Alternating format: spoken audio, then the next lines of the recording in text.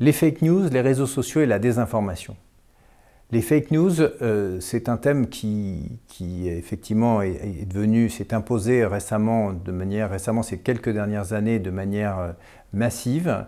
C'est une question qui est posée par rapport au quotidien, par rapport aux influences extérieures, par rapport aux grands événements comme par exemple le Brexit ou l'élection de Donald Trump qui ont été probablement déclenchés, en tout cas le Brexit, par une fake news. Donc un véritable problème de société. Pourquoi est-ce qu'aujourd'hui on en arrive à un environnement média qui n'est pas simplement lié à la presse mais qui est un environnement global qui comprend les réseaux sociaux mais qui comprend aussi les blogs, qui comprend Internet de manière générale?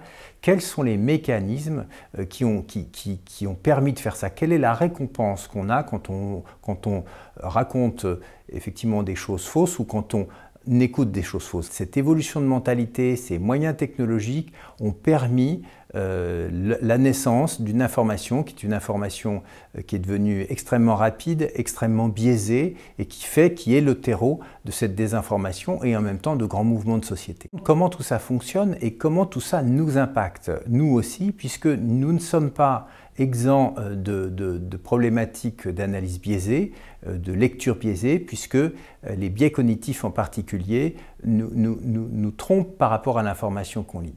Et donc il est important de savoir comment on peut soi-même se faire un avis objectif, comment on peut échanger avec des gens qui sont dans la théorie du complot. Et donc c'est un certain nombre de clés qui nous permettent de comprendre la problématique de la désinformation, que ce soit effectivement dans les médias ou dans les réseaux sociaux.